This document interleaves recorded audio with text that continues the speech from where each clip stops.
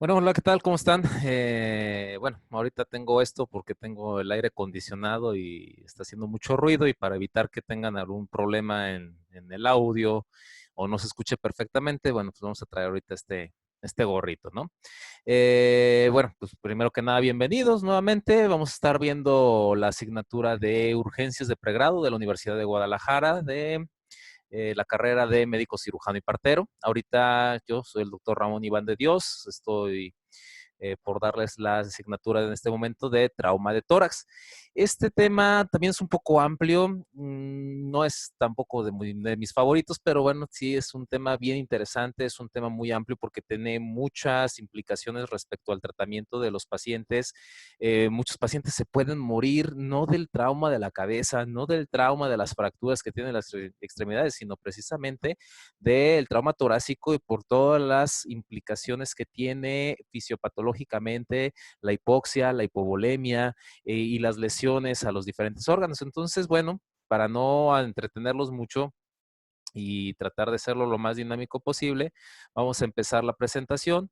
Eh, vamos pues, a ver si esto funciona para tener la oportunidad de mover. Eso, perfecto. Bueno, tenemos que el trauma torácico es una patología que históricamente pues también existe desde que existe la humanidad, porque bueno, pues, sabemos que el trauma torácico es directamente relacionado con situaciones accidentales o con situaciones relacionadas con la violencia.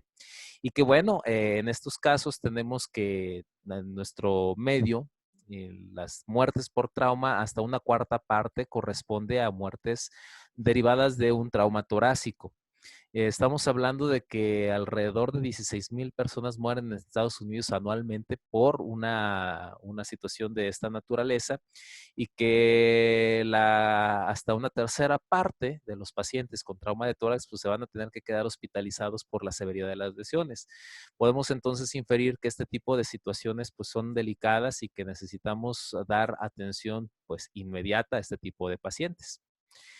La gran mayoría de los casos que vamos a tener generalmente son cerrados, pero aún así, el hecho de que tengamos un trauma cerrado no implica de que requiera tratamiento quirúrgico. Incluso hasta el 10% de estos pacientes van a requerir tratamiento quirúrgico. Y de los abiertos, pues no se diga, de los penetrantes, van a requerir hasta una tercera parte. Entonces, esto es importante saberlo.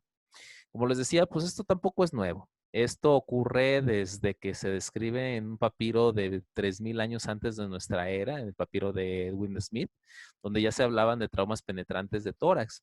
También tenemos, por ejemplo, que Galeno ya estaba tratando a los gladiadores, tratándoles las heridas, y en 1635, Cabeza de Vaca, así se apellidaba, pues, reporta la primera extracción de una flecha, de una punta de flecha del tórax. Para 1896, la primera cardiografía, imagínense esto, estamos hablando de más de 100 años que ocurrió esto por primera vez, entonces bien interesante que de manera histórica, pues como les decía yo, pues la guerra es la madre de la medicina, pues en este caso no es la excepción. Aquí tenemos que finalmente las primeras guías de manejo del paciente de trauma de tórax aparecen en la Segunda Guerra Mundial. Entonces es una situación que nos llama mucho la atención porque pues dónde más iba a haber trauma de tórax en cantidades suficientes como para poder estudiar y para poder determinar cuáles podían ser los mejores manejos, sino pues precisamente en, en la guerra, ¿no? No nos vamos a clavar mucho en fisiopatología, pero sí hablar de que igual que en el trauma craneoencefálico existe una liberación de mediadores químicos como las interleucinas, factor de necrosis tumoral, prostanoides, etcétera, y que al final del día vamos a lo más sencillo, a lo más puntual. En este caso, las causas de muerte del paciente van a ser como punto final o punto común la hipoxemia. ¿Por qué? Pues bueno, muy sencillo, choque hipovolémico, el paciente dice choque hipovolémico hemorrágico, pierde sangre y como la sangre tiene hemoglobina y la hemoglobina transporta el oxígeno como oxihemoglobina, pues hay hipoxia, ¿sí? O si no, la misma hipoperfusión de los tejidos, pues es por hipoxia, ¿sí? Entonces al final del día es la hipoxia. En el caso de una obstrucción de la vía aérea, imagínense la obstrucción por un cuerpo extraño, por una lesión que penetra el mediastino o quizá por una oclusión, pues entonces esto también va a causar hipoxia, pues no entra el aire, así de fácil. O las alteraciones en lo que es la ventilación perfusión, como puede ser, por ejemplo, un neumotórax, etcétera. Al final del día eso lo van a causar. Entonces, si recuerdan, cuando vimos la parte de la reanimación, hablábamos de que existían las 5 Hs y las 5 Ts. Entre las 5 Hs teníamos hipovolemia, hipoxemia, hidrogeniones, hipotermia, ¿sí? Y fíjense cómo estas 4 se van a ver muy frecuentemente en estos casos. ¿Por qué? Pues porque primero, hipovolemia por la pérdida de sangre, hipoxemia por la pérdida de sangre, hipotermia por la pérdida de sangre e hidrogeniones, acidosis por la pérdida de sangre y la falta de perfusión tisular. O sea, una cosa lleva a la otra. Y como habíamos dicho, estas son las causas de que un paciente caiga en paro. Así de sencillo. Entonces, bien interesante porque tenemos ese punto en común.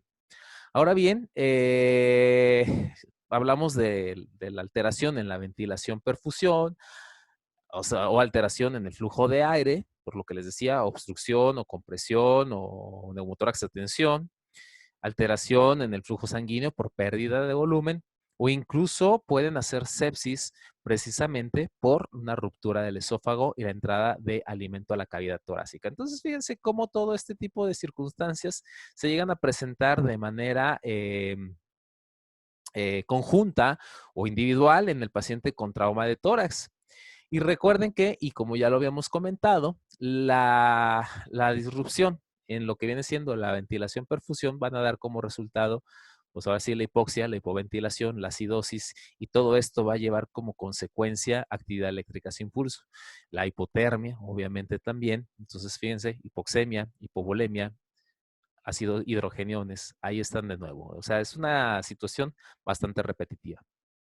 Vamos a clasificar el trauma de tórax, también como lo hacíamos en el trauma de cráneo. ¿Recuerdan? El trauma de cráneo decíamos que era cerrado o penetrante, y el cerrado hacíamos de baja velocidad o de alta velocidad, y en el penetrante hablábamos de alta energía o baja energía. Es exactamente idéntico, es exactamente igual, no tiene ninguna diferencia uno del otro.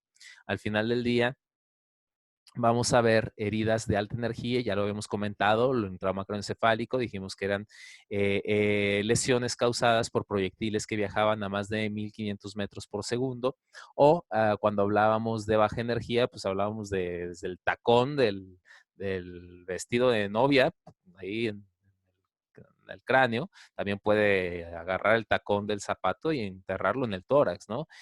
También puede ser un cuchillo, puede ser un arma punzocortante, puede ser una parte del motor o de la cabina del vehículo en el que se está manejando.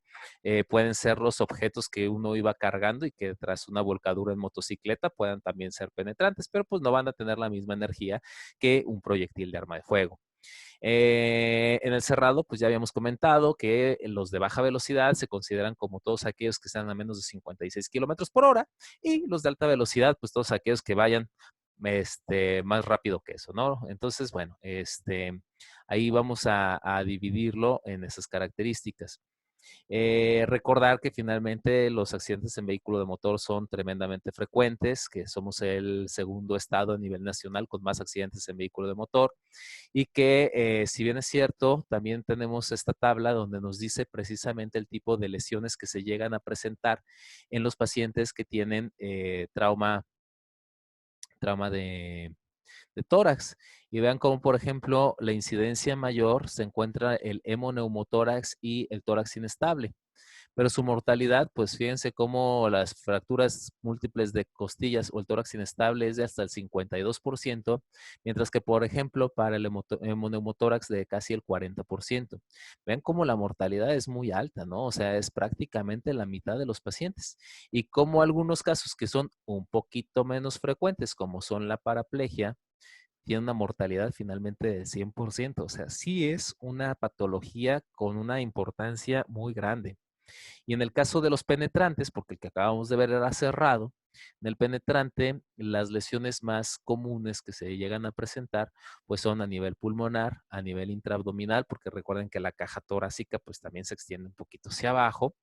Y la mortalidad de estas lesiones, fíjense cómo intraabdominal ya incluye hasta el 83%, porque pues generalmente va a ser a nivel del hígado o a nivel del vaso, y eso va a causar una hipovolemia mucho más marcada, mucho más importante. Entonces sí estar como súper pendientes de ese tipo de lesiones.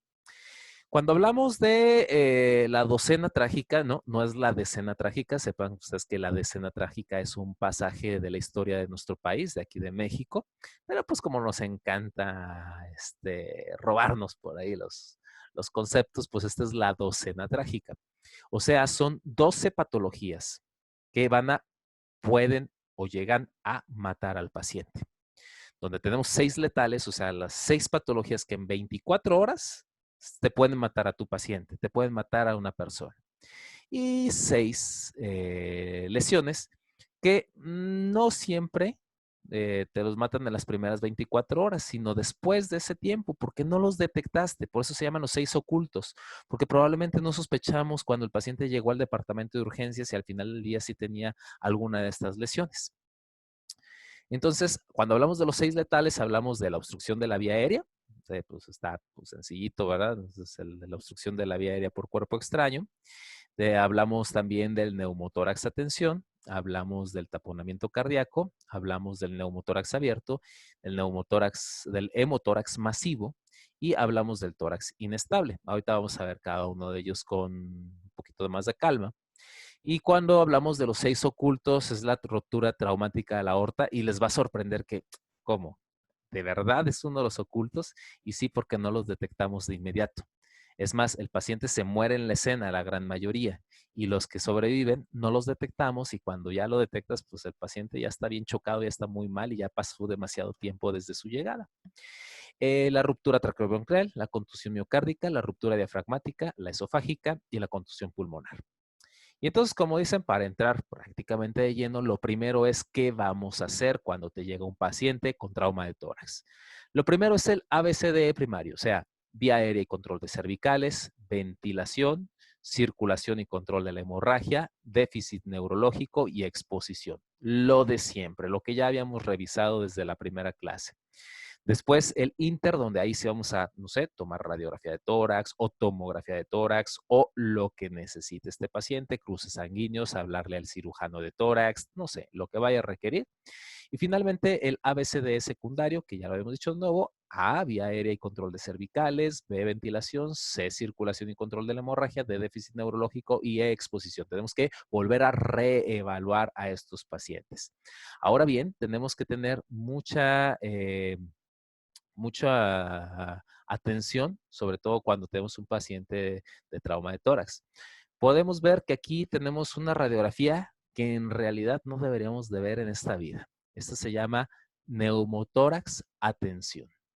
El neumotórax a tensión, ¿dónde lo vemos? Pues muy sencillo, miren, ven esta radiografía, vean cómo de este lado, que es del lado derecho, recuerden que el lado derecho lo vemos del lado izquierdo y el lado izquierdo lo vemos del lado derecho los médicos, ¿verdad? Ya saben que nos encanta ver las cosas al revés. Vemos como el lado derecho, ¿sí? Se observa el parénquima pulmonar del paciente. Del lado izquierdo está radiolúcido, o sea, completamente negro, oscurecido. No se ve el parénquima del pulmón. El pulmón, de hecho, se observa colapsado, ¿sí? Está completamente colapsado y vean cómo el corazón se encuentra rechazado hacia el lado derecho por la presión intratorácica tan importante. Además de eso, podemos ver cómo también la tráquea está completamente desviada por la compresión que está ocasionando. Vemos precisamente en la siguiente placa otro igualito, nomás en un paciente pediátrico. Vean cómo es exactamente las mismas características. Del lado derecho sí se ve, ¿sí? Aquí del lado izquierdo, el pulmón del lado izquierdo está completamente colapsado. El corazón está rechazado hacia el hemitórax del lado derecho. Y tenemos precisamente esta radiolucidez tan importante con ausencia de parénquima. Clínicamente, el paciente va a estar ahogándose, va a tener ingurgitación yugular, va a tener ausencia de los ruidos respiratorios y va a estar en estado de choque. Es un choque que está condicionado por la hipoxemia, por la obstrucción y por el aumento de la presión intratorácica que comprime al pulmón que sí está sano, lo está comprimiendo, y el pulmón que está enfermo, pues no está ventilando. Además, está comprimiendo la caja torácica y el corazón, lo que va a comprometer también la circulación sanguínea.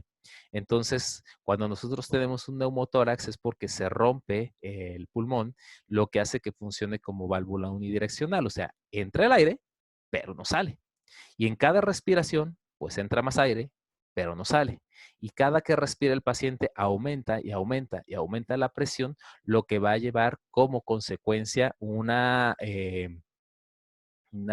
desviación del mediastino, empujando y colapsando el pulmón dañado, colapsando, obstruyendo el retorno venoso por el aumento de la presión intratorácica, disminuyendo el llenado de los ventrículos y por lo tanto, pues llevando al paciente a un estado de choque. Obviamente, esto que yo les decía, que la radiografía no se debía de ver, es porque definitivamente el diagnóstico de un neumotórax, atención, es clínico. Esta radiografía jamás se debió de ver. Esto tenía que haber sido completamente clínico. ¿Y cómo lo voy a diagnosticar yo? Pues el paciente está chocado, el paciente está hipotenso, el paciente tiene ingurgitación yugular, tiene ausencia de ruidos pulmonares de un lado y del otro si se le escucha. Puede tener o no enfisema subcutáneo y a la percusión, ¿sí? Se escucha hiperresonante. O sea, una cosa que se debió de diagnosticar desde la llegada al departamento de urgencias y terminó diagnosticándose por radiografía. El método para poder tratar a estos pacientes se llama descompresión. ¿Sí? Básicamente voy a convertir un neumotórax a tensión en un neumotórax simple. ¿Cuál es la bronca aquí? Bueno, ¿cómo lo voy a hacer? Ustedes lo han visto incluso en televisión, lo han visto en algunos lados, donde lo que se hace es introducir una aguja. Anteriormente, digo anteriormente porque la nueva edición del ATLS nos dice que debemos de hacer una punción en el quinto espacio intercostal, línea axilar anterior. Anteriormente, y es válido utilizarlo todavía, se podía utilizar la línea media clavicular en el segundo espacio intercostal, ¿sí? Tenemos primer espacio intercostal, segundo espacio intercostal, línea media, y ahí se hace la compresión. Cualquiera de las dos cosas está bien. La nueva recomendación nos dice quinto espacio. ¿Por qué? Pues porque ahí voy a poner el sello de agua, entonces que sea un solo guamazo, ¿no? Pero no hay una diferencia de que una sea mejor que la otra. Independientemente de cuál área haya yo decidido hacer la punción, lo que voy a hacer precisamente es esto. Voy a tomar una jeringa, voy a tomar un catéter de punción venosa del número 14 o del número 16, preferentemente el 14, que es el más largo y grueso de los catéteres. Y voy a hacer una punción totalmente perpendicular a la piel en el sitio que definí hasta que, ¿qué? Pues hasta que llegue a la pleura. Y entre la pleura visceral y la pleura parietal, que es donde está atrapado el aire, va a sonar, pss. ¿Por qué? Pues porque prácticamente acabamos de liberar la presión. ¿Y qué hago? Bueno, pues una vez que ya estoy en el lugar, acuérdense que esto se pasa por el borde superior de la costilla inferior, toda vez que aquí se encuentra el paquete vasculonervioso y si yo hago mi punción por acá, puedo causar una lesión tanto vascular como nerviosa. Entonces siempre tengo que hacerlo sobre el borde superior de la costilla inferior para no llegar a lesionar el paquete vasculonervioso que se encuentra en la parte posterior de cada una de las costillas. Al realizar esa punción, voy a retirar la aguja y dejo únicamente el yelco plástico para liberar la presión y ahora he convertido un neumotórax a tensión en un neumotórax simple, como es el de esta imagen. Aquí podemos ver cómo si tenemos parénquima pulmonar de este lado, vemos la silueta cardíaca que no está desplazada hacia el lado derecho y vemos cómo el borde del pulmón se encuentra aquí y de este lado no hay nada de parénquima, completamente nada, ¿sí? En un acercamiento, pues aquí se ve claramente cómo está el pulmón de este lado y en este espacio hay solamente aire. ¿Cuáles van a ser las características? Pues el paciente puede llegar hipoxémico, puede llegar taquicárdico, puede llegar con datos de choque, puede llegar con dificultad respiratoria y esto es lo que nosotros vamos a tener que atender también. Vamos a colocar una sonda endopleural, ese es el tratamiento. Recuerden que el neumotórax simple es como un neumotórax abierto, o sea, alguien al que le enterraron un cuchillo en el tórax y esto está haciendo que se igualen las presiones, tanto la atmosférica como la torácica. Recuerden que ya habíamos comentado que la presión torácica es una presión de tipo negativo. ¿Qué significa? Que cuando yo respiro, jalo aire y estoy generando con el diafragma y los músculos del tórax una presión de tipo negativo. Estoy jalando aire. Sin embargo, la presión atmosférica es una presión positiva. Entonces, por lo tanto, pues no sé, pero creo que no le vamos a ganar a la atmósfera ninguna vez en la vida, ¿no? Ni tampoco a la gravedad y por lo tanto, pues obviamente la presión atmosférica le gana a tu presión negativa chirulera y pues evidentemente el pulmón se va a colapsar.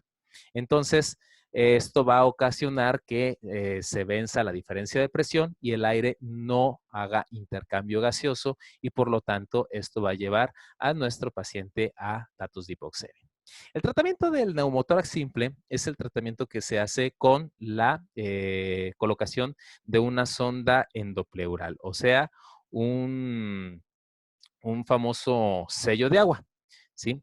El sello de agua es una válvula que anteriormente se ponía con matraces, cera, corchos y un montón de cosas.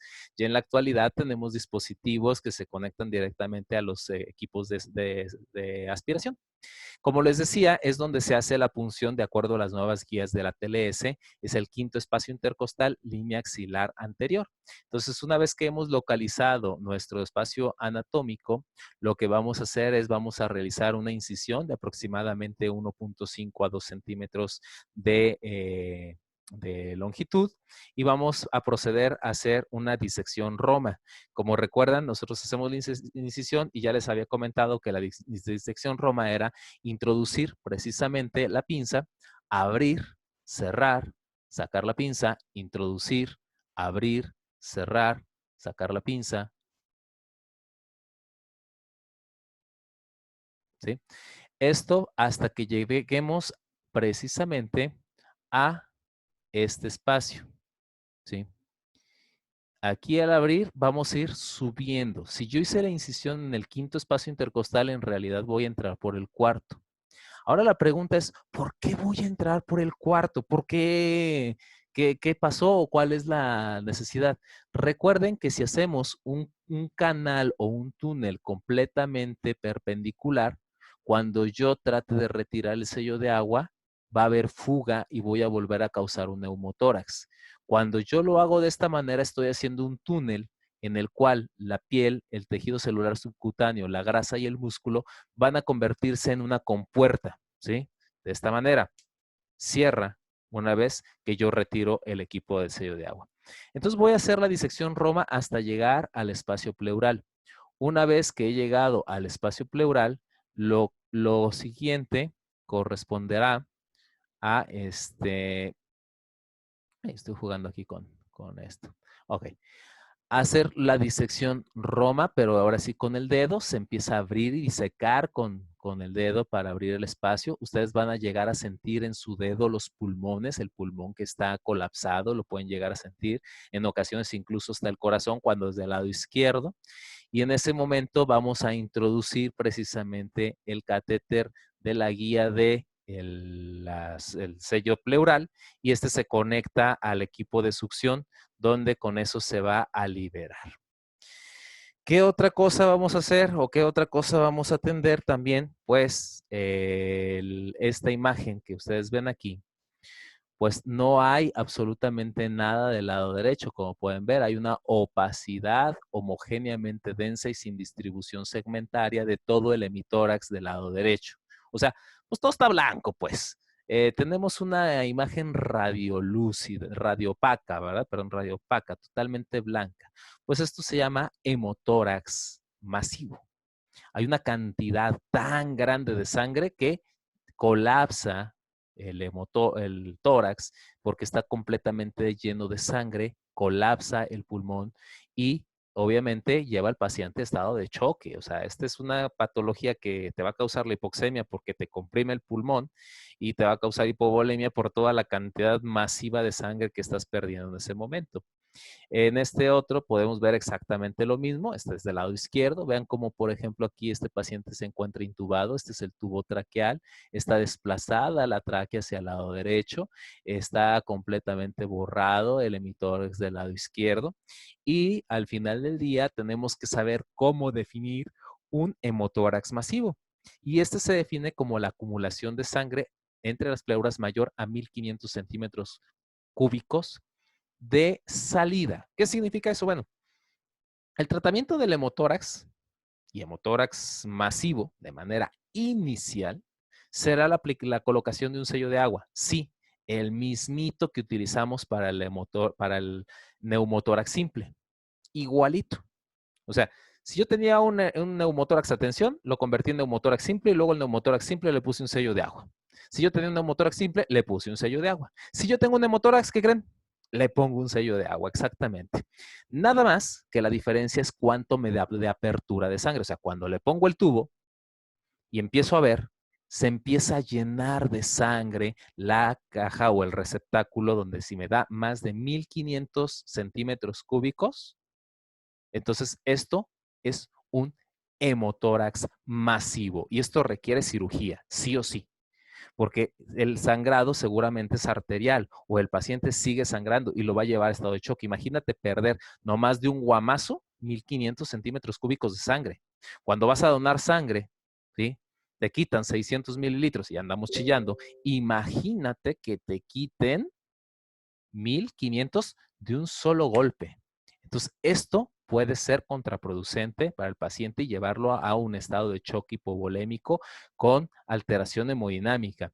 Entonces, también no necesariamente sola es esta regla, porque también si yo de repente veo que le puse el sello de agua y después de poner el sello de agua me dio 200, órale, qué bien, súper bien, vamos, perfecto, de lujo. A la hora, ya trae 400. Caray, sigue sangrando, ¿sí? No es nomás lo que tenía ahí. Y a la hora, ya tengo 600 mililitros. Ojo, eso ya no está bien. Ahí ya hay algo y eso se llama hemotórax masivo también. Si yo obtengo 200 mililitros por hora, por 2 a 3 horas, ya no es a 4, ya es a 3 en la nueva revisión. Entonces, esto es un hemotórax masivo y tengo que derivar a este paciente a un área donde le puedan dar esa atención o si estoy en un hospital que tenga cuente con las características, tendré que hablar con el cirujano de tórax para que pueda pasar ese paciente a operar. Obviamente, pues primero es la restricción porque comprime el pulmón, ya lo hemos dicho. Después de eso, la hipovolemia y la hipoxia. Y bueno, pues obviamente esto condiciona a que el paciente pueda llegar a fallecer. ¿Qué le vemos aquí? Bueno, aparte de la cadenita de oro, obviamente, ¿sí?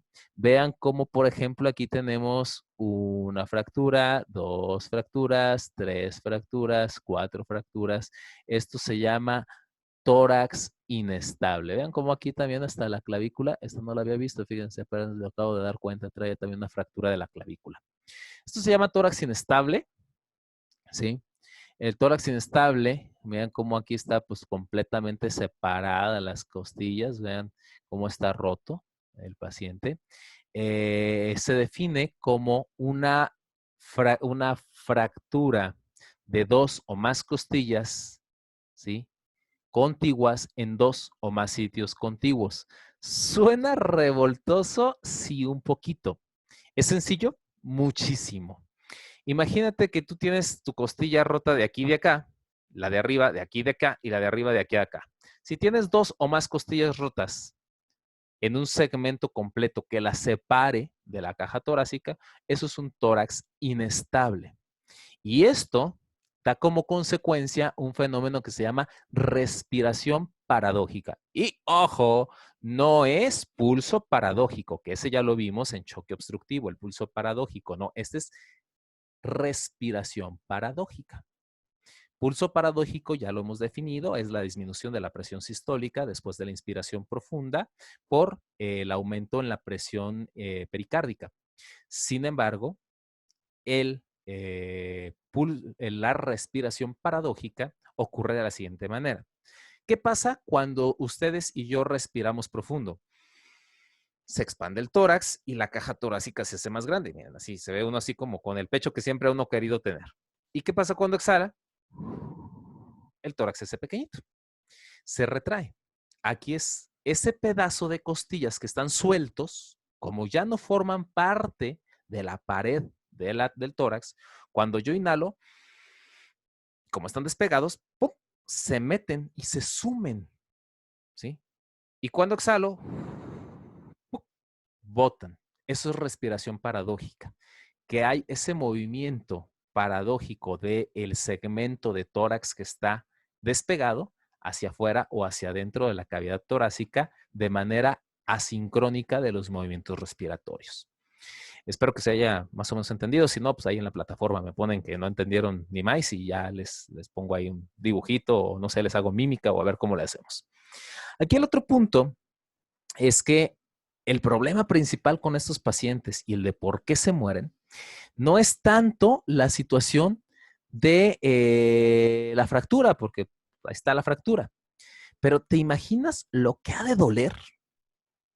O sea, en cada costilla pasa un nervio y es sensitivo, ¿sí? Y hay pacientes que han tenido neuritis posherpéticas que no pueden ni dormir y están en un grito de dolor por la inflamación de un evento de herpes zóster que tuvieron de la parrilla costal. Ahora imagínate que tuviste un accidente y te partiste la cara. Y después de eso, tus costillas están literalmente separadas de tu parrilla costal y se están despegando en cada respiración y el hueso vuelve a raspar y entrar uno contra el otro en cada exhalación. O sea, el dolor que causa. Entonces, pues como buena persona, pues si te duele respirar, pues ¿qué haces? Pues no respiras mucho, ¿verdad? Respiras suavecito. Muy despacito, ¿verdad? ¿Por qué? Pues porque te duele. Pero esas respiraciones superficiales van a causar, ¿qué habíamos dicho? Hipoxia, ¿sí? Hipoxemia. Y el paciente fallece de hipoxemia porque no puede respirar porque cada que respira le duele y le duele con ganas, ¿eh? O sea, no estamos hablando de que digas, ay, pues qué llorón, que aguante, no, o sea, eso duele y duele un buen. Entonces, el tratamiento en este caso, como casi siempre es de tipo conservador, casi siempre, lo que se hace es dar analgesia, analgesia y más analgesia. Quítales el dolor, caray. Eso para empezar. Y si esto no llegara a mejorar, pues lo intubas. Se acabó. Hay que intubar a estos pacientes, ¿no? O sea, este no es el de tratamiento de sello de agua. A este no le puedo poner un sello de agua. A este o le quito el dolor, ¿sí? O lo intubo. No más. Sí existe cirugía para este tipo de problemas. Sí existe una especie de tornillos que se ponen entre cada una de las costillas, pero les soy sincero, o sea, en ninguno de los hospitales de salud pública los cuentan con ellos. Entonces, bueno, pues si tienes seguro de gastos médicos, si tienes mucho varo, pues bueno, adelante, ahí sí te van a poder operar. Y si eres pues como tu servidor ahí de la perrada, bueno, pues más o menos como que vete acostumbrando a que no te van a poner esto. Bueno, les decía, un segmento de la pared torácica pierde continuidad ósea con el resto de la caja torácica o la fractura de dos o más costillas contiguas en dos o más sitios. Lo de la respiración paradójica que les comentaba, y obviamente la hipoxemia por la hipoventilación y el dolor. Esta otra imagen que pueden ver, a ver, no me pase nada, no me pase nada, muy bien. Esta otra imagen que pueden ver, les decía, es un corazón que se ve muy grandote, ¿no? Es un corazón en garrafa. ¿Se acuerdan cuando hablamos de corazón en garrafa? ¿Se acuerdan que lo dijimos en una enfermedad, en uno de los choques? Sí, efectivamente es el choque obstructivo, es el derrame pericárdico. Y el derrame pericárdico va a ocasionar, bien, vean cómo en esta tomografía, pues aquí tenemos el corazón y todo esto es líquido pericárdico. O sea, sí es un buen, realmente. Vean cómo esta tomografía tiene una gran cantidad de líquido. Vean cómo este es un ultrasonido. Voy a buscar, creo que tengo por ahí un archivo de una pericardiocentesis que hicimos en urgencias hace un par de meses, o poquito más, porque ya no me acuerdo. Ya a esta edad uno se le van las cosas. Pero vean cómo aquí tenemos el ventrículo izquierdo, ¿sí? Aquí un pedacito de ventrículo derecho y todo esto es un derrame pericárdico. Recuerden que el eco es una manera de ver las cosas mediante el rebote del sonido, de un sonido que está más allá de la capacidad humana de escucharlo y que se interpreta a través de unos cristales de cuarzo mediante un efecto que se llama piezoeléctrico y que es una de las herramientas más útiles que podemos llegar a tener en los departamentos de urgencias siempre y cuando tengamos el entrenamiento para hacerlo. Bueno, pues aquí tenemos otro igual. Vean cómo pues es un corazón enorme, no hay duda. Digo, bueno, ya trae ahí un catéter, como pueden ver. Entonces, este es el taponamiento cardíaco, es parte de los que puede causar un choque obstructivo. Entonces, como ya sabemos, es una acumulación de sangre, de líquido, de lo que ustedes quieran. En el caso de trauma, pues obviamente lo más seguro es que se trate de sangre, ¿verdad? Y que van a causar una restricción para la expansión, disminuye la poscarga y finalmente hipoperfusión e hipoxia. Ya lo habíamos medio comentado, que los derrames que son muy rápidos van a llevar a un taponamiento crítico de manera más rápida que los derrames muy lentos, como en aquellos pacientes que les comentaba, falla renal, insuficiencia cardíaca, que pues tienen hasta litro, litro y cacho y hasta ese momento es cuando ya hacen taponamiento, cuando en el agudo, pues con 50 mililitros ya andamos pariendo chayotes, ¿no? Entonces, este sí nos va a dar pulso paradójico, no respiración paradójica. Alternancia eléctrica, aumento de la presión venosa o la ingurgitación yugular, los ruidos cardíacos apagados e hipotensión, o sea, la famosa triada de Beck. Obviamente, esto ya lo habíamos visto en la otra clase, no nos vamos a clavar las causas por las cuales no llegan a tener pulso paradójico los pacientes y los tipos de taponamiento que tenemos que pueden ser de baja presión, el cardíaco hipertensivo o el regional. Esto es lo que ya hemos visto, lo que es la alternancia eléctrica. Y ahora a lo que nos interesa en este momento, que es básicamente cómo lo voy a curar. Y esto se llama pericardiocentesis. La pericardiocentesis, pues primero vamos a necesitar ubicarnos en el proceso subsifoideo o apéndices sifoides, o podemos hacerlo paraesternal. Paraesternal es más efectivo, pero más peligroso, claro está, porque vamos a introducir una aguja, literalmente. La técnica más común o más usada es el subsifoideo del lado derecho, y lo que vamos a hacer es primero localizar los puntos en los cuales se puede hacer la punción. Voy a voy a tener una jeringa, una aguja de catéter central y esta la voy a conectar mediante caimanes a el B1 de un equipo de electrocardiografía o de monitorización porque, bueno, en el mundo ideal, en el cual no vivimos y no estamos, se debe de hacer guiado por eco. En el mundo real, bueno, pues lo hacemos guiado por la anatomía y guiado por que pues podemos ver si a veces cuando hay caimán, pues poder ver que no esté tocando o estimulando el músculo cardíaco, porque qué tal si me paso un poquito y empiezo a picar el corazón, pico directamente no solo el pericardio, el espacio pericárdico, sino que toco directamente ya el músculo cardíaco y puedo causar estímulos como extrasístoles. Lo que vamos a hacer es entonces hacer una angulación.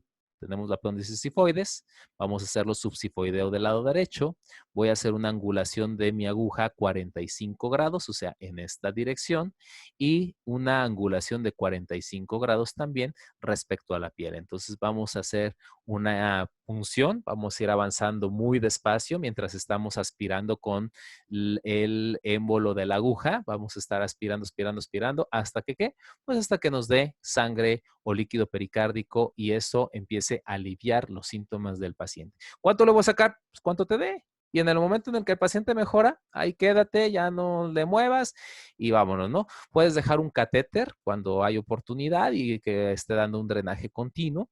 O ya después de eso, el paciente puede ser derivado para hacer una ventana pericárdica en aquellos casos que así se amerite ya a decisión y a valoración del cirujano de tórax.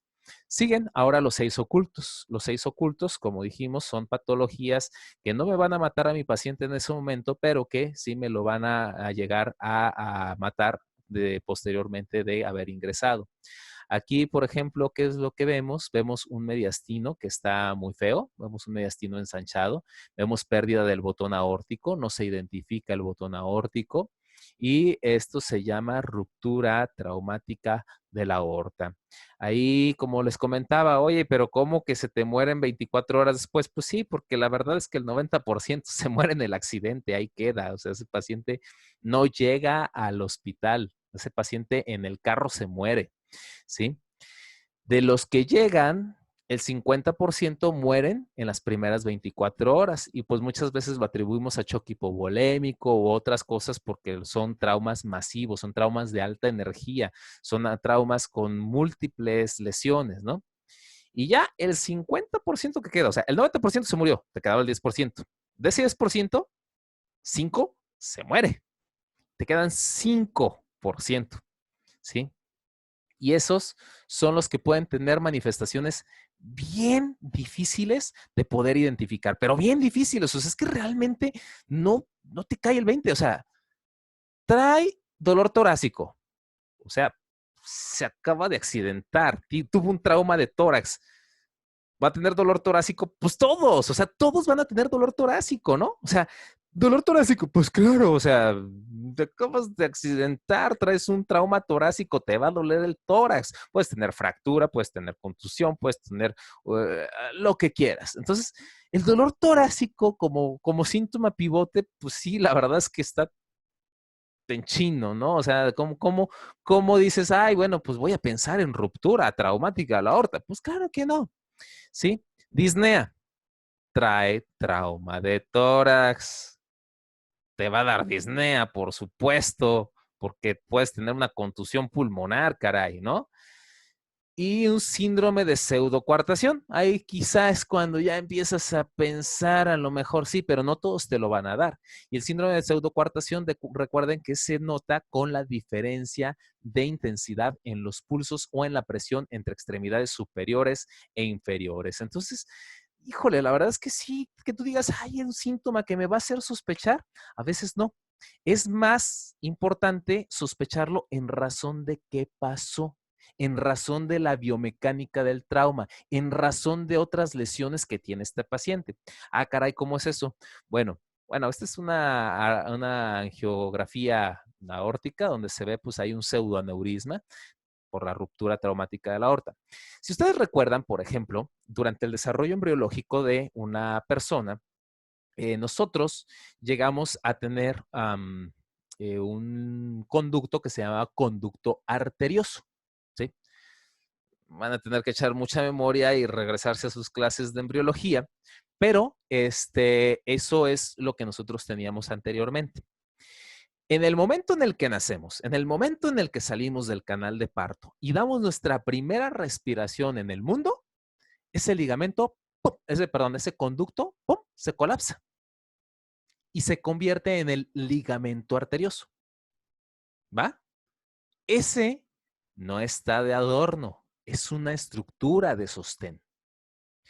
Cuando permanece permeable, han escuchado eso, es una de las cardiopatías cianógenas, ¿sí? La persistencia del conducto arterioso e incluso algunos pacientes que nacen y que no cerraron ese conducto requieren de cirugía.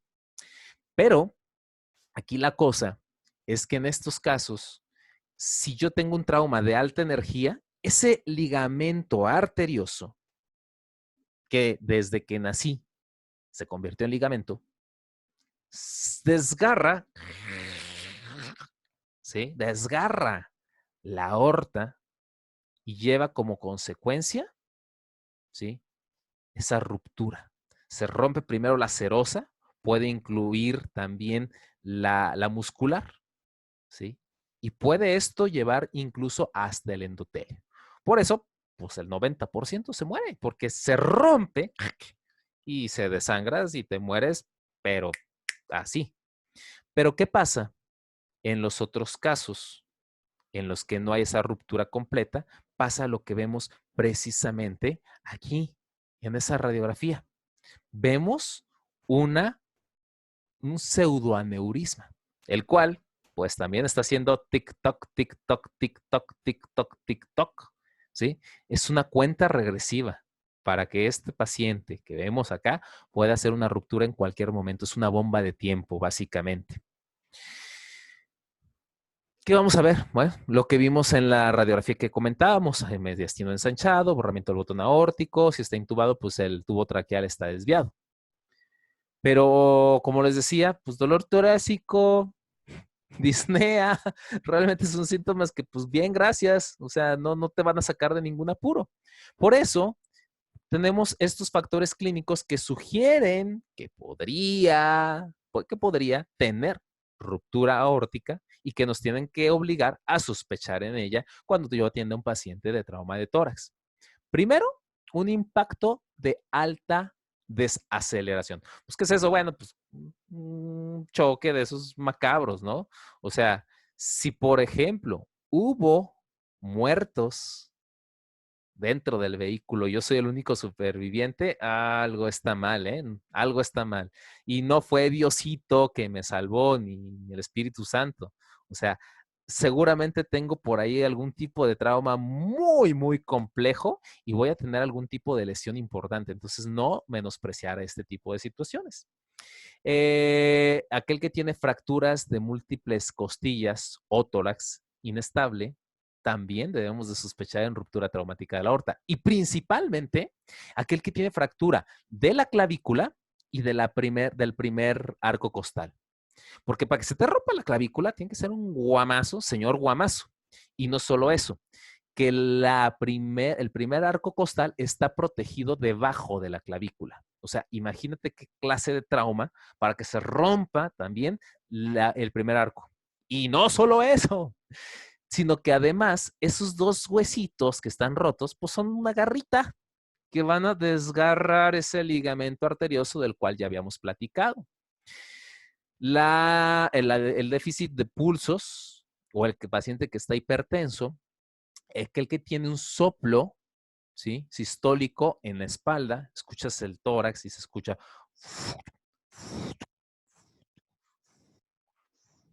¿sí? Es un soplo sistólico. Aquel que empieza a estar como ronco, trae ronquera, ronquera. Pero ronquera, ¿por qué? ¿Sí? Si no trae trauma de cuello, de los que ya habíamos hablado en la clase anterior. Pues no trae ningún guamazo en el cuello, no. No, mírale, pues el cuello bien. ¿Por qué está hablando así? Pues porque está creciendo el aneurisma y está comprimiendo la vía aérea y se va a tronar en cualquier momento. Básicamente por eso, ¿sí?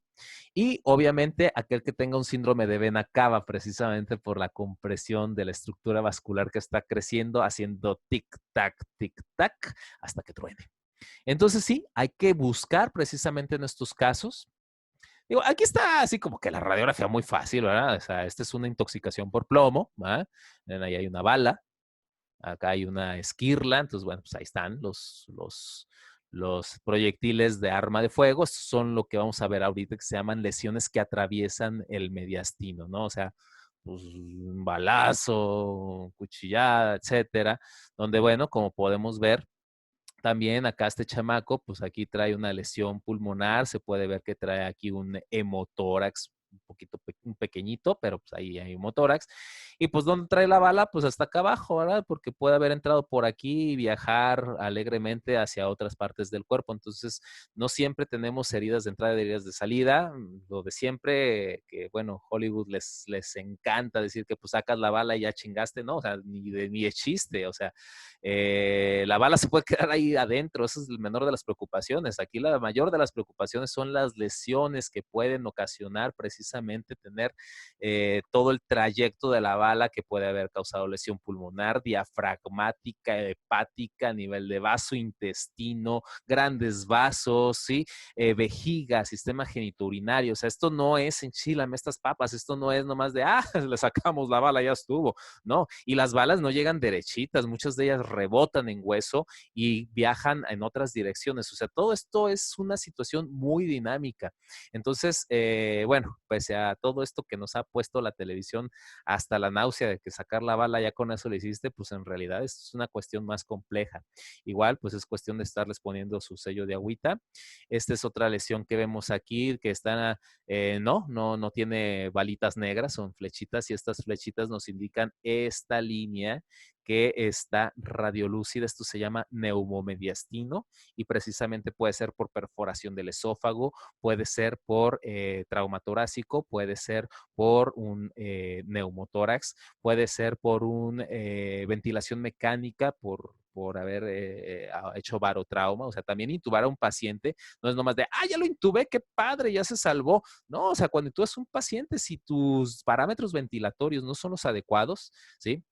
Pues le das más en la torre de lo que lo vas a ayudar. Entonces, todo este tipo de cosas tenemos que empezar a buscar en los pacientes de trauma de tórax.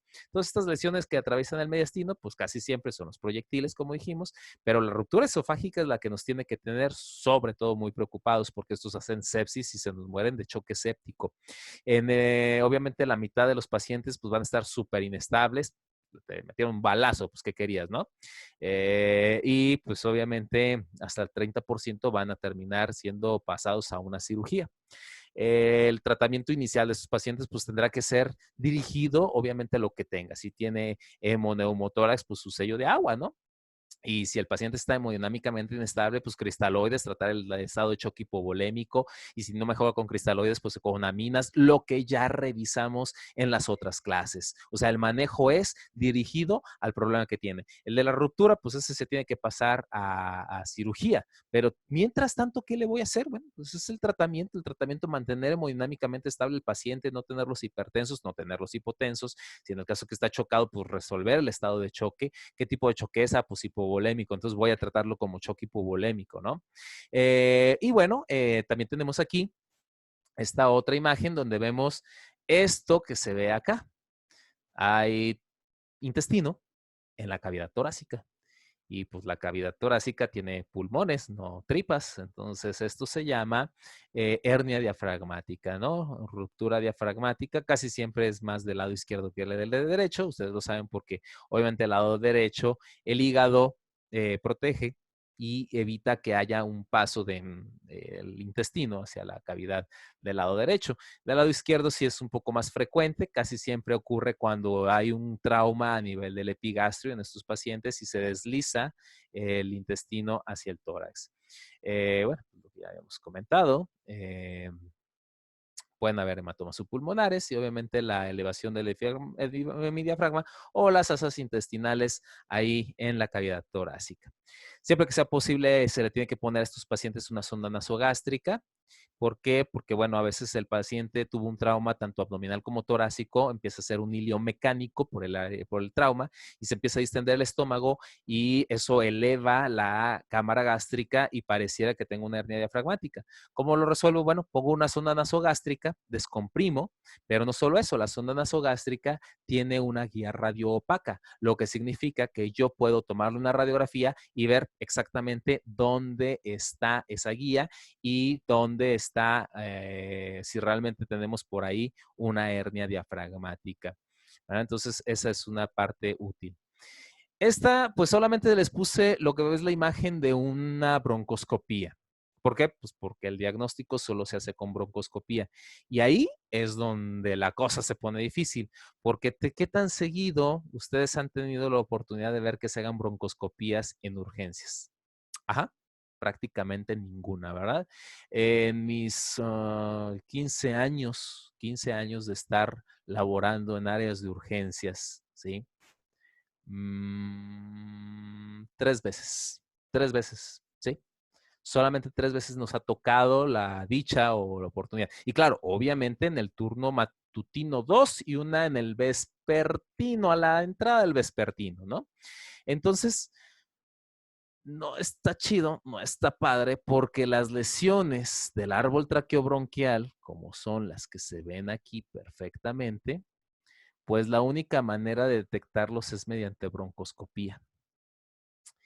Y pues imagínate que es fin de semana o es un día festivo o lo que tú quieras. Híjole, pues ahí ya vamos a tener algunas dificultades, ¿no? En ese sentido. Entonces sí es un poquito preocupante las lesiones del árbol traqueobronquial porque el diagnóstico es por broncoscopía. Tiene que ser más bien un poquito de sospecha. Es como aquel neumotórax que no mejora después de la colocación de la sonda endopleural y que tú estás verificando que la sonda endopleural está bien colocada, que la aspiración está adecuada, que él sí está haciendo sello de agua y el paciente sigue con neumotórax, pues entonces tienes que sospechar de una lesión del árbol traqueobronquial. En estos casos, el tratamiento para este tipo de pacientes es la intubación selectiva. ¿Qué significa? Pues que si trae lesionado el bronquio izquierdo, pues le metas el tubo un poquito más y le metas el tubo al bronquio derecho y pues intubes únicamente el pulmón derecho. Y que si lo tiene al revés, pues del otro lado. Nada más que intubar el lado izquierdo, pues es muchísimo, muchísimo más difícil que el lado derecho, porque anatómicamente, cuando yo meto un tubo torácico, un tubo traqueal, perdón, en un paciente, por pura anatomía, el empujar el tubo se va a ir hacia el lado derecho, no hacia el lado izquierdo. Y ahí sí va a ser una situación súper, súper, súper complicada. ¿Cómo vamos a sospechar? Y digo sospechar porque como dijimos el diagnóstico es por broncoscopía, pues primero que nada es que si hacen hemoptisis, enfisema subcutáneo, neumotórax, si no mejora, bueno, pues ahí hay que pensar. Y bueno, como les decía, pues hacer la intubación selectiva y pues tratar de llevarlo a una cirugía urgente, pero pues les digo, si es noche, día festivo, pues creo que no está tan sencillo, ¿verdad? ¿Y aquí qué se ve? Bueno, aquí se ve precisamente una imagen de vidrio despulido, muy parecida a las imágenes que ahorita estamos viendo todo el mundo con el COVID. Pero en este caso, pues se trata de una contusión pulmonar. Este nos va a dar un síndrome de insuficiencia respiratoria aguda, cuando va a ser ocasionado precisamente directamente por la contusión y la inflamación que va a ocurrir directamente al parénquima. Entonces, pues no se rompió, pero sí hay una lesión ahí. Y pues adivinen qué síntomas tan específicos nos va a dar esta enfermedad. Disnea, dolor torácico, taquipnea y una gasometría con hipoxemia y un aumento del gradiente alveolo arterial. O sea, volvemos a lo mismo, a la misma premisa. Síntomas bien inespecíficos, síntomas bien complicados porque prácticamente cualquiera te lo puede dar. Entonces, esto sí nos hace a veces rompernos el coco y que como la primera radiografía que le vas a tomar a lo mejor está normal y la del día siguiente ahora sí ya está así como que, cabra, ¿qué pasó? ¿Aquí qué sucedió? El paciente no estaba así, la radiografía no estaba así, ahora esta radiografía está horrible. Bueno, pues eso sucede en cuestión prácticamente de 24 horas, ¿no? Obviamente el tratamiento es oxígeno, mejorarlo en la medida de lo posible y si no mejora, bueno, pues intubar al paciente. Así de sencillo.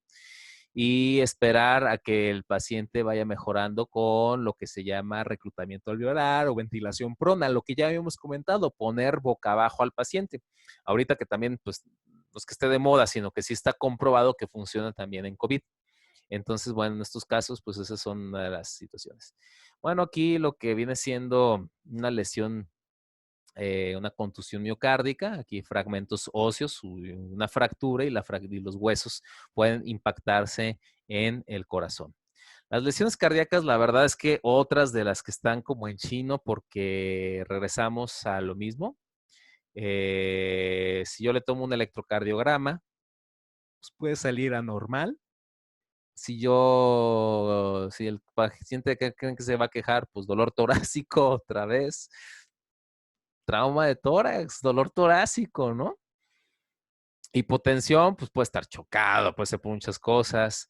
Disnea, pues de nuevo, trauma torácico. Entonces, imagínense, ¿ya vieron todas las patologías que nos dan disnea en el trauma torácico? Todas, absolutamente todas.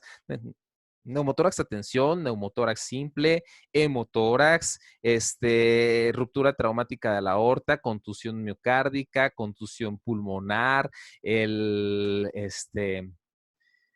tórax inestable, las lesiones que atraviesan el mediastino, o sea, decir disnea en un paciente con trauma de tórax realmente no te orienta directamente a pensar en esto. Y obviamente el tratamiento de soporte es esencial en estos pacientes y algunos requieren tratamiento quirúrgico. Nuevamente, ¿qué me va a hacer pensar que este paciente tenga una lesión cardíaca por trauma?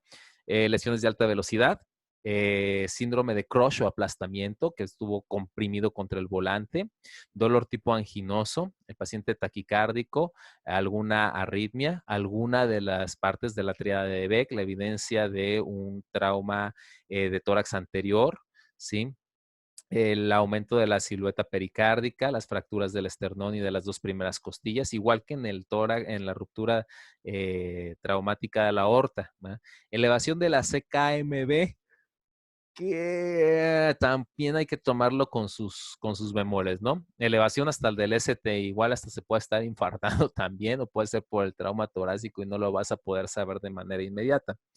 ¿Por qué? Porque, bueno, el electrocardiograma hasta el 80% sale anormal. Entonces, imagínate. El 56% de los pacientes también en el ecocardiograma transesofágico, que es uno de los métodos diagnósticos más específicos, hasta la mitad te salen con hallazgos anormales. ¿Por qué? Porque tienes contusión miocárdica. Y la contusión miocárdica te va a dar una alteración potencialmente reversible. Pero las primeras 72 horas, olvídate, no es fácil poder hacer el diagnóstico. Y esto que ven aquí, pues básicamente es una toracotomía de emergencia. Se las voy a platicar y se las voy a contar porque existe. En mi vida profesional, una vez o dos, si mal no recuerdo. En los dos casos no salió el paciente. En las dos ocasiones es un destazadero terrible, es una imagen dantesca, la verdad, y que muchas veces deberíamos de considerar incluso hasta innecesaria. La única indicación que nos dice el ATLS es aquel paciente con trauma de tórax con paro presenciado. O sea, el paciente llegó al hospital, yo lo estoy viendo y yo lo estoy viendo que cae en paro enfrente de mi carota. Bueno, pues si estoy atribuyendo que esto es por un trauma torácico, pues bueno, pues dale, ¿no? Tiene sus bemoles y, como les digo, pues la sobrevida es del 4%. Empiézale por ahí. O sea, de 100 pacientes que los abras su tórax, metas tu mano y le estés dando compresiones miocárdicas, ¿sí? Solo 4 van a sobrevivir. Merece la pena, es algo que hay que pensar, ¿no? Imagínate que es tu hermano, que es tu mamá, que es tu papá. 4% vale la pena para que le abran el pecho y la bronca no es abrirlo, que pues lo abre cualquiera, ¿no? O sea, vas a la rosticería y les pides las tijeras del pollo y órale. La bronca es cerrarlo. Ok, ya salió de paro. ¿Y ahora? ¿Quién lo cierra, verdad? O sea, hay que tomar como todo esto en consideración, porque, o sea, yo ya hice mi desmadrito. Ay, qué padre, ya lo abrí. Ajá, ahora ciérralo, papá. No está tan sencillo, ¿verdad? Pues si es una hemorragia exsanguinante o una lesión a vasos, pues bueno, habría que considerar pues ahí para poder detectar esas lesiones. Les pongo la técnica porque bueno, pues es parte de la asignatura, tienen que saberlo. Pero como lo vieron, no estoy tan emocionado, ¿verdad? De esta situación, ¿no? Pues lo primero que vamos a hacer en estos casos va a ser precisamente, pues ya sea hombre o sea hombre, sea mujer, vamos a tomar el quinto espacio intercostal. Como podemos ver, pues en este caso que la paciente de la figura B es mujer, pues aquí se hizo una elevación de la mama, ¿verdad? Hacia arriba. En el caso del hombre, bueno, pues no hay tanto problema. Se hace una incisión, vean cómo es paraesternal, ¿sí? Paraesternal y se va todo hasta la línea axilar posterior. Todo esto. ¿Sí? O sea, vean el tipo de incisión tan grande que se tiene que hacer en estos casos. Una vez que esto ocurre, se va haciendo precisamente más incisiones Aquí vamos a llegar a las costillas. Con tijera de Metzenbaum vamos a cortar mientras se va separando los tejidos circundantes. Después de esto, como vieron, ahí está el corte con las tijeras Metzenbaum. Y se utilizan los separadores de Finochet, que como sabemos, estos tienen aquí una especie de perilla que da vueltas en el sentido de las manecillas del reloj para ir abriendo esta pinza y separando completamente el espacio. Obviamente, esto sí, el paciente tiene que estar intubado porque acuérdense que cuando yo estoy abriendo el tórax voy a causar un neumotórax, ¿verdad? Por lo que dijimos, de igualar la presión atmosférica de la presión intratorácica. Cuando ya lo tengo intubado, ya lo tengo con presión positiva, entonces ya no se va a colapsar. Una vez que llegamos, precisamente terminamos de hacer el corte y ahora sí, metemos directamente la mano y vamos a hacer compresiones que puede ser con una técnica monomanual, o sea, una sola manita contra el esternón. Aquí tenemos el esternón, aquí tenemos la mano y se empiezan a hacer las compresiones. O puedo hacerlo de esta manera, con la compresión con mis manos, o bimanual, precisamente con ambas manitas, hacer cualquiera de estas técnicas, o esta, o precisamente esta, ¿no? Y en estos casos, cuando se pueda localizar una lesión intracardíaca, la técnica es, yo aquí tengo esta lesión, está dando sangrado a chorros, a raudales, ¿sí? Entonces voy a meter una sonda de Foley, voy a inflar el globo de la sonda de Foley, voy a traccionar, ¿sí? Esta sonda de Foley y voy a hacer una jareta. Una vez que termino la jareta, le quito el agua a mi sonda de Foley y retiro, jalo y dejo cerrada la lesión. Bueno, esto solamente en esos casos. Este es el ABCDEFGHI del abordaje del tórax, ¿sí? A, disección aórtica. B, lesiones bronquiales. C, lesiones de columna. D, ruptura diafragmática. E, ruptura esofágica. F, tórax inestable. G, gas, o sea, neumotórax. H, corazón, o sea, lesión cardíaca. Y I, lo dejo porque, pues aunque todo esté en inglés, lo dejo porque la I me parece que es bien importante y de esa no hemos hablado. Y es que la I es la iatrogenia. Y sí, porque si le puse mal un tubo o un catéter, pues a veces estoy causando más daño del beneficio que yo pensaba obtener.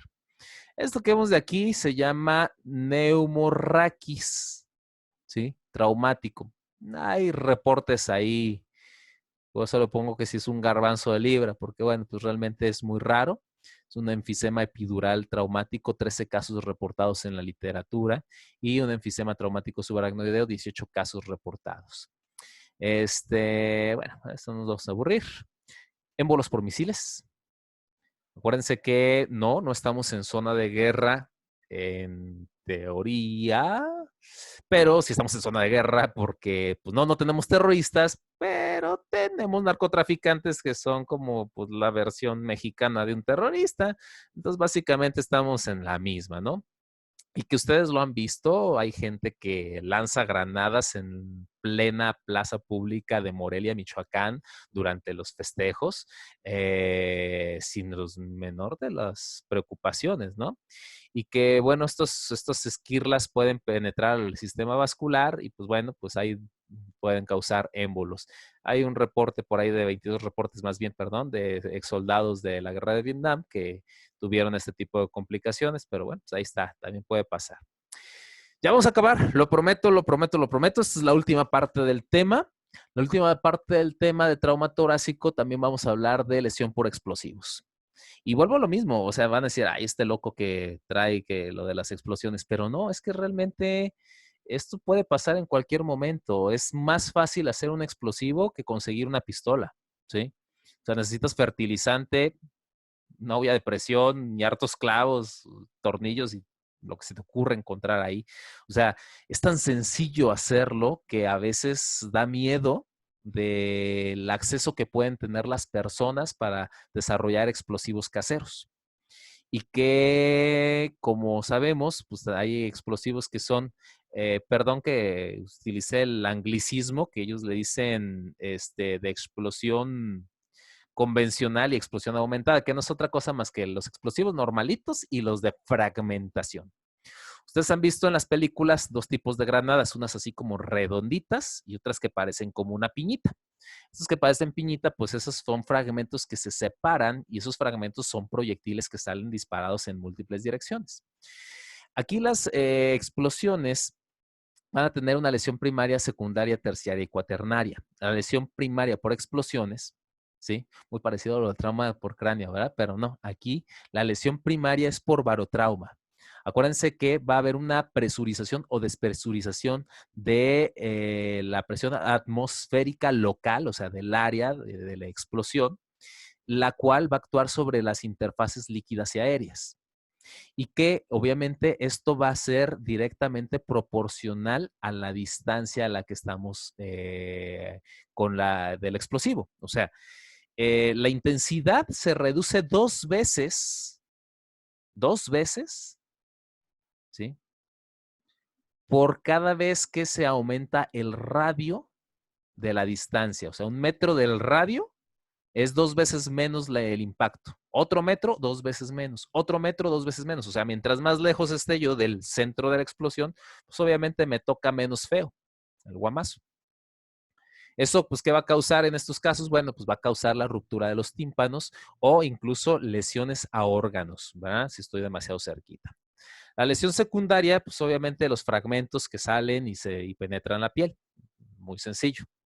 La lesión terciaria, pues a lo mejor no me tocó el explosivo en sí, pero tiró el muro y el muro me cayó encima y pues me morí o me lesioné o me fracturé. O sea, no fue en sí la explosión, sino el objeto que tumbó la explosión. Pared, árboles, otro cristiano salió volando y me cayó encima y me fracturó, ¿sí? El otro a lo mejor se murió, pero pues me dieron un humanazo ahí, ¿no? O el carro, vete a saber que haya salido volando. Entonces, y la cuaternaria, ¿sí? Pues ahora sí son la inhalación de los tóxicos, asbestos, radiación, ¿sí? Porque bueno, pues recuerden que la gente es ociosa, ¿no? Y pueden utilizar algunas situaciones como agente naranja, gasarín. Bueno, no nos pongamos, yo sé que suena así como muy loco, pero créanme que de repente hay gente muy maldita, muy, muy maldita y esto puede pasar en cualquier momento, ¿no? Lo hemos visto en Siria, donde su propio gobierno ataca a sus propios habitantes con armas químicas, una situación que está incluso prohibida para la guerra, o sea, sí está muy canijo esto, ¿no? Y bueno, pues ¿cómo le vamos a hacer?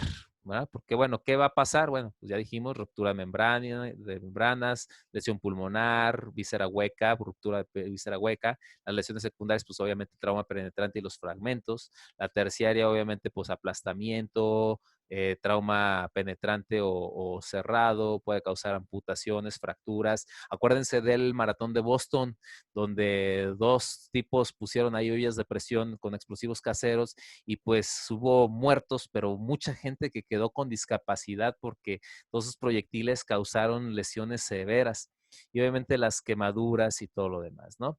Bueno, eh, este es un tema que ya, les juro que de verdad, de verdad, de verdad ya voy a terminar, de verdad se los prometo. Pero sí, no me puedo evitar comentarles sobre esto porque esto es una situación que tenemos que tomar muchísimo en cuenta y que es precisamente aquellos pacientes o aquellas personas, aquí está, ya lo encontré, perdón. Mero. Perdón, por eso estaba buscando para otro lado. ¿Sí? Es un curso que tuve la oportunidad de tomar. Se llama precisamente Manejo de Desastres y Preparación para Estados de Emergencia. Este curso es un curso que lo que te enseña, te habla de un concepto que se llama over triage. El over triage o sobre triage te habla de una cosa bien interesante y que nos pongamos a pensar. Aquí en Guadalajara, ustedes seguramente no nacían porque yo era niño en aquel entonces, apenas estaba si mal no recuerdo, en sexto de primaria. El 22 de abril de 1992 hubo una explosión en la calle Ante, aquí en Guadalajara. Les dijeron, es por ahí por el barrio de Analco, es más o menos al área sureste de la ciudad. Habían llegado olor a gas, a gasolina, y lo reportaron. Y sí, llegaron, lo revisaron y dijeron, pues sí, sí hay gasolina, sí hay. No hicieron nada. Desgraciadamente no hicieron nada. Un 22 de abril se sospecha o se piensa, una tortillería inicia sus funciones y pues como toda buena tortillería, pues funciona con gas la máquina y al encender la chispa, esto causó una explosión que devastó 10 cuadras. Si ustedes ahorita se ponen a buscar, verán imágenes de vehículos de carga, de esos que les llamamos Torton o tráiler, ¿sí? Que están sobre las casas. Imagínense la potencia de una explosión que lleva a un tráiler a volar y cae sobre una casa, ¿sí? Cientos de muertos, cientos de heridos. Y esto puede pasar en cualquier momento una y otra vez, porque no hemos aprendido de nuestro pasado. Y el problema aquí es que, por ejemplo, en estos casos, ¿qué va a llegar primero? ¿El herido grave o el herido leve? ¿Y a dónde va a llegar? Va a llegar al hospital más cercano, eso es un hecho. No van a llegar al mejor hospital o no van a llegar al hospital más grande. Van a llegar al que está más cerca. Esa es la realidad. Y van a llegar primero los que tienen menos lesiones. Y los vas a empezar a atender. Pum, pum, pum, pum, pum. ¿Por qué?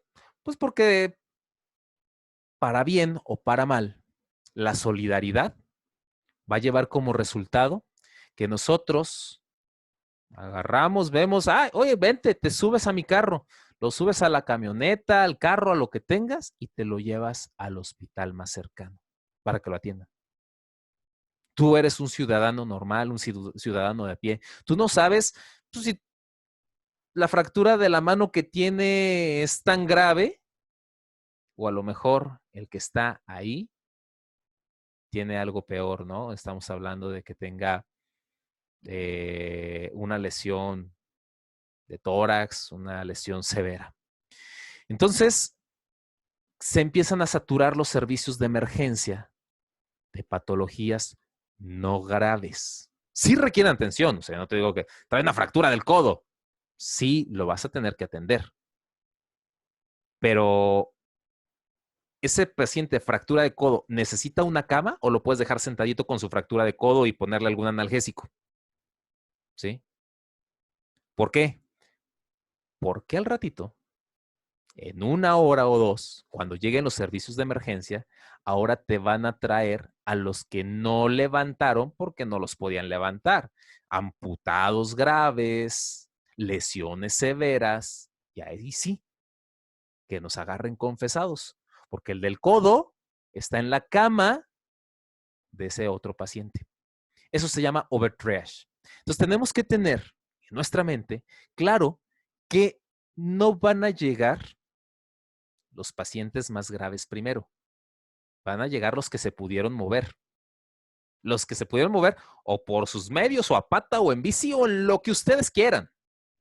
¿Sí? ¿Y quién va a llegar después? Ahora sí las ambulancias con el paciente que sí requiere atención más inmediata. Entonces, para esto, en caso de una explosión, vamos a utilizar este sistema de triage. Este sistema de triage nos dice, sencillito, ¿tiene lesiones presentes muy evidentes o no tiene lesiones o no tiene lesiones? No tiene lesiones. Hay que hacerle otoscopía. ¿Las membranas timpánicas están intactas? Adiós, que le vaya bien. Oye, pero es que me duele, me pegué, me caí. Luego vemos. Ahorita no está roto el tímpano, por lo tanto, no tiene lesión primaria. Y por lo tanto, la distancia en la que tú estabas de la explosión no fue la suficiente para recibir una lesión severa. Y bueno, pues ya te vi, no te ves así tan amolado, ¿verdad? Tiene ruptura de las membranas timpánicas. Ahí sí, espérame. Te vas a quedar en observación por 6 a 8 horas. No presenta ninguna alteración a su casa. Que le vaya muy bien. Presenta alteración, entonces, bueno, se va a tener que quedar. Entonces, ¿es necesario tenerlo acostado ahí?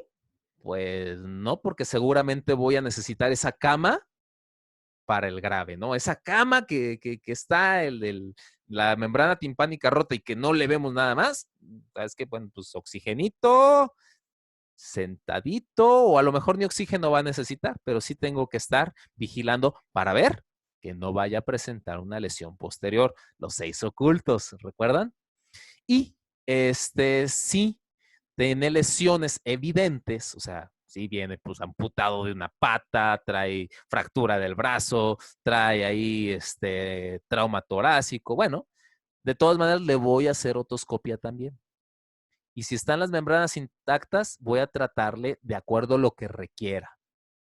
Y si trae las membranas timpánicas, entonces pensaré que puede tener lesión incluso pulmonar o visceral y tendré que estar más al pendiente de este paciente.